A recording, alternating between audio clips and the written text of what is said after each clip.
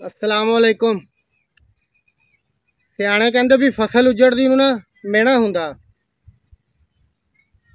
गल्लां तो सियाणियां दियां चंगियां, लेकिन ये सारी गल हुंदी बंदे दे अपने हत्थ वस।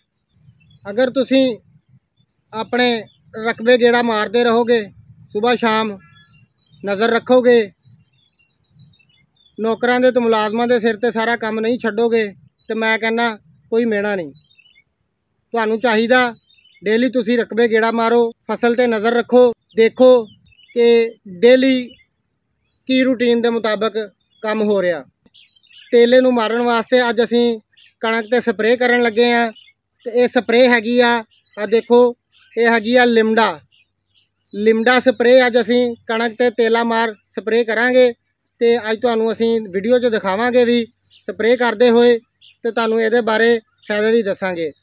ये तेला मार स्प्रे आ, ये कणक ते इस टाइम कणक जिहड़ी आ वो साडी तैयार आ माशाअल्लाह। आखिरी पानी भी लग गया वा ते अज असीं कणक ते गेड़ा मारिया तो सानू थोड़ा बहुता तेला नज़र आया।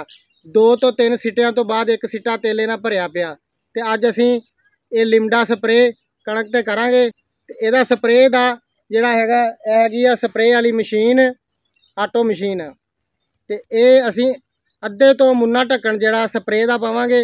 स्प्रे जिहड़ी आ टैंकीए च पा के ते इहनूं पानी नाल फुल कर लेना, तो फुल करके जिहड़ा इहनूं इस्तेमाल करना।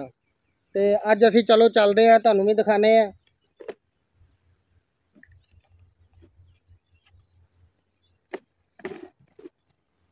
ये आ जी स्प्रे, तुहानूं दिखाने कि किहड़ी स्प्रे कर रहे हैं। ये हैगी आ लिमडा। ये लिमडा स्प्रे तुहानूं नज़र आ रही है, तेला मार स्प्रे तेले वास्ते इस्तेमाल कर रहे हैं।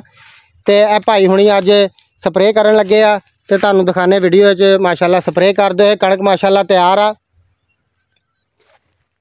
तो भाई हुणी अज स्प्रे करन लगे आ। पानी आखिरी वारा लग गया वा कणक नूं, ते स्प्रे जिहड़ा हुण कर रहे हैं, तुहानूं दिखाने आ सारी।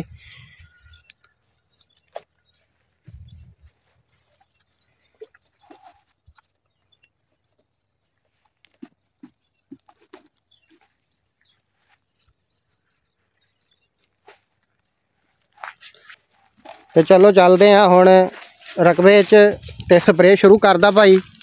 2 तो 3 सीटियां तो बाद एक सीटा जिहड़ा हैगा वो तेले नाल भरिया होया नज़र आएगा तुहानूं। ते तेला मार स्प्रे हो रही है, देखो जी वीडियो तुसीं देख सकते हैं।